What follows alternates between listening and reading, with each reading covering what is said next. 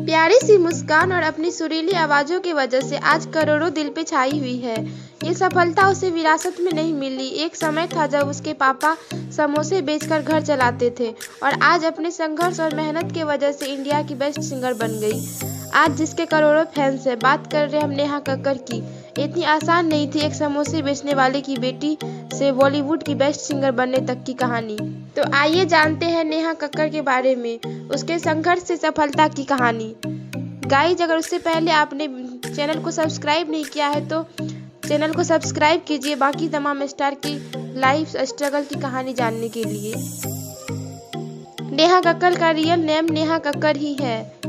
नेहा का जन्म 6 जून 1988 को उत्तराखंड के ऋषिकेश में एक गरीब फैमिली में हुआ था।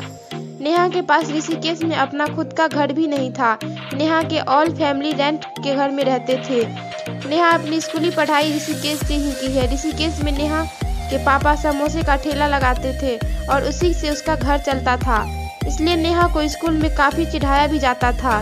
नेहा की फैमिली में मम्मी पापा, एक भाई और एक बहन है। उसका घर बहुत ही मुश्किल से चलता था, इसलिए उसकी बहन सोनू कक्कड़ ने काफ़ी कम उम्र में अपने पापा का हेल्प करने के लिए ऋषिकेश के जगराता में गाना गाने लगी थी। धीरे धीरे सोनू कक्कड़ ऋषिकेश में अपने गाने को लेकर फेमस होने लगी। फिर सोनू के साथ नेहा और उसका भाई टॉनी भी जगराता में जाने लगा, लेकिन उस टाइम जगराता में नेहा गाना नहीं गाती थी। अपनी बहन को गाना गाते देखकर वो भी अपने घर में गाने को प्रयास करती थी। सोनू को गाने के लिए ऋषिकेश से बाहर से भी ऑफर आने लगा। फिर एक दिन सोनू ने अपने पापा से बात की, ऋषिकेश से ज़्यादा दिल्ली में गाना को लेकर रुचि है, हमें दिल्ली शिफ्ट हो जाना चाहिए। उसके पापा ने सोनू की बातें मानकर दिल्ली नेहा, सोनू, टॉनी और अपनी वाइफ के साथ शिफ्ट हो गया। फिर सोनू दिल्ली में भी जगराता और माता की चौकी में गाने लगी। नेहा सोनू को देखकर काफ़ी अच्छा गाने लगी। फिर नेहा पहली बार अपनी बहन सोनू के साथ दिल्ली में ही गाई। उसके बाद से सोनू जहाँ भी जगराता में जाती, नेहा उसके साथ ही गाना गाने लगी और टॉनी भी उसके साथ जाता। नेहा अपने आगे की पढ़ाई दिल्ली से ही करने लगी। नेहा के पापा हमेशा बहुत सपोर्ट करते आए तीनों भाई बहन को। धीरे धीरे सोनू को दिल्ली में जगराता की वजह से लाखों लोग पहचानने लगे थे, काफ़ी फेमस भी हो गई थी। फिर 2003 में सोनू को एक बॉलीवुड सॉन्ग गाने को मौका मिला जिसका नाम था बाबूजी जरा धीरे चलो, और ये सॉन्ग काफ़ी हिट रहा। उसके बाद नेहा 2006 में इंडिया आइडल का ऑडिशन दिया और सेलेक्ट भी हो गई।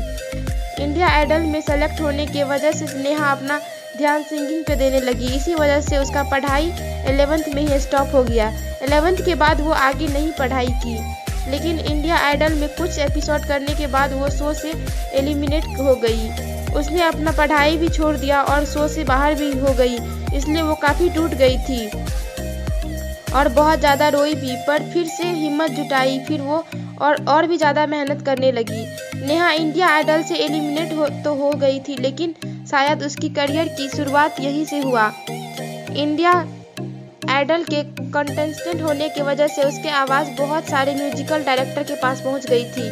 डायरेक्टर प्रीतम दातक को नेहा की आवाज़ काफ़ी अच्छी लगी और उन्होंने नेहा को आ देखो जरा मूवी में गजब होया रामा सॉन्ग गाने को मौका दिया, लेकिन नेहा के आवाज़ सॉन्ग से मैच ना होने की वजह से वो सॉन्ग दूसरे सिंगर से गवाया गया। फिर नेहा ने खुद की एक album song Neha the rock star release किया। वो सॉन्ग काफ़ी हिट रहा, इसलिए कई म्यूजिक डायरेक्टर का ध्यान नेहा की तरफ गया। फिर उसे एक सॉन्ग लाया रे लाया का ऑफर आया, लेकिन नेहा उस टाइम काफ़ी नर्वस हो गई थी, इसलिए वो सॉन्ग अच्छे से नहीं गा पाई और फिर दोबारा नेहा के साथ वही हुआ। इस सॉन्ग को भी दूसरे सिंगर से गवाया गया। इस घटना से नेहा का हिम्मत टूटने लगा। नेहा बॉलीवुड तक तो पहुंच गई थी, लेकिन बार बार रिजेक्शन की वजह से वो अंदर से टूट गई थी। शायद कोई भी मजबूत इंसान का हिम्मत टूट जाता, लेकिन फिर भी नेहा स्ट्रगल करना नहीं छोड़ी और वो सिंगिंग के लिए ऑडिशन देती रही। फिर नेहा को जो जीता वही सिकंदर और कॉमेडी सर्कस में एक्टिंग और कॉमेडी करने का मौका मिला। नेहा ने एक्टिंग भी ज़बरदस्त किया, लेकिन उसके कम हाइट की वजह से लोगों ने काफ़ी मजाक उड़ाया, लेकिन नेहा को इससे फ़र्क नहीं पड़ता क्योंकि उसे सिंगर बनना था। इतने इम्तिहान के बाद साल 2011 नेहा के लिए सौगात लेकर आया। 2011 में उसे कॉकटेल मूवी का सॉन्ग सेकंड जवानी गाने का ऑफर मिला और वो ये सॉन्ग पूरे इंडिया में काफ़ी पसंद किया गया। फिर क्या था, उसे हनी सिंह ने कई सॉन्ग गाने का मौका दिया, उसके सारे सॉन्ग काफ़ी हिट रहा। फिर मिले हो तुम हमको सॉन्ग अपने भाई टोनी कक्कर के साथ गाने को मौका मिला। सॉन्ग से इसका पूरे इंडिया में बेस्ट सिंगर के तौर पे पहचान मिल गया।